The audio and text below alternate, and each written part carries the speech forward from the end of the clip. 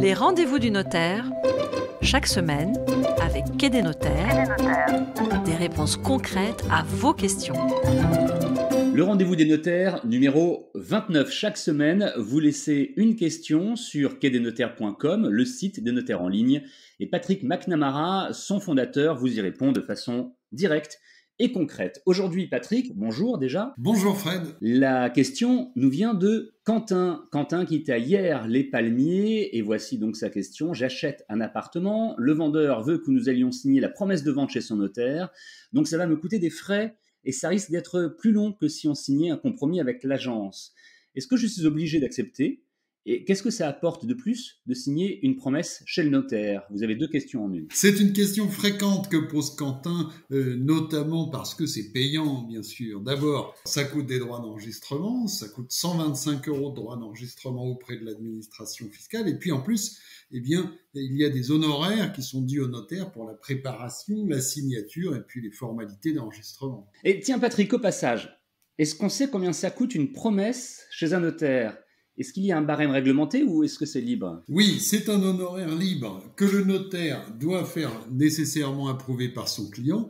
La promesse de vente ne fait pas partie des actes qu'on appelle tarifés, dont le coût est fixé réglementairement par le tarif des notaires. Donc, ça dépend des biens et des dossiers, parce que certains vont nécessiter plus ou moins de formalités et de préparation que d'autres, mais globalement, on peut dire que le tarif d'honoraires appliqués, le montant d'honoraires appliqués oscille entre 150 et 800 € en fonction des dossiers. Mais en dehors du prix, souvent les gens pensent que c'est plus long, mais pas nécessairement, parce que au final, ça fait gagner beaucoup de temps pour la suite. Une promesse de vente notariée permet de vérifier tous les aspects juridiques du dossier en amont. D'abord, les capacités du vendeur, de l'acquéreur, et puis les éventuelles obligations et les obstacles à la vente, s'il y a des droits de préférence à purger, des droits de préemption,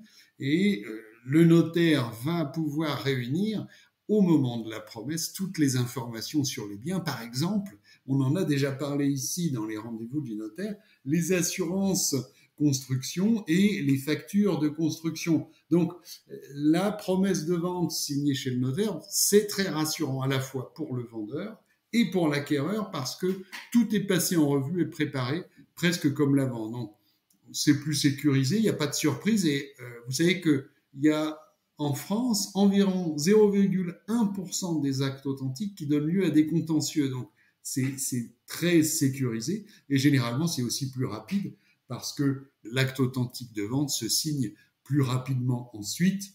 Tout est vérifié, il ne reste plus qu'à obtenir le prêt bancaire ou quelques informations mises à jour par le syndic au moment de la vente. Quentin vous demandait qu'est-ce que ça apporte. Vous lui répondez, c'est plus sûr et c'est plus rapide, ce sont de bons arguments, hein. C'est bien ça. C'est ça. Et puis, j'ajoute un point, c'est que ça peut aussi éviter des problèmes. Dans une promesse unilatérale de vente, par exemple, le vendeur s'engage unilatéralement et l'acquéreur a un délai pour obtenir son prêt dans des conditions très précises. Et s'il ne l'a pas obtenu, la promesse tombe et il n'y a plus d'engagement.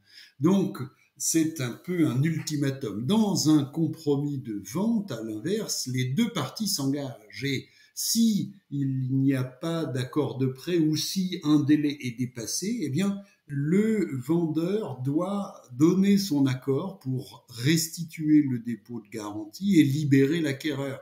Et ça peut être beaucoup plus long et quelquefois plus problématique. Donc, en cas de refus de prêt ou de dépassement de délai et de contestation, eh bien, la promesse de vente est généralement plus efficace. Eh bien, merci Patrick pour ces explications. Et on ne déroge pas à la règle. Nous terminons avec une anecdote sur les promesses de vente ou un conseil, comme vous voulez. J'ai envie de dire à Quentin, ne soyez pas inquiet, même si vous avez des frais à payer ou inquiet des délais de signature de promesses, parce que au final, vous allez vous y retrouver. Il y a de grandes chances pour que vous signiez votre acte authentique de vente plus vite et que vous soyez plus vite propriétaire de votre appartement. Alors ça, c'est l'argument massu.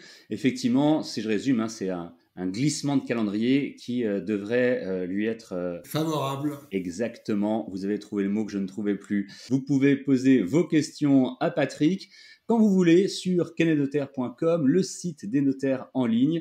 Et Patrick, promis, vous serez là à nouveau la semaine prochaine pour y répondre. Merci encore. Merci Fred, à la semaine prochaine. Les rendez-vous du notaire, chaque semaine, avec Quai des notaires, des réponses concrètes à vos questions.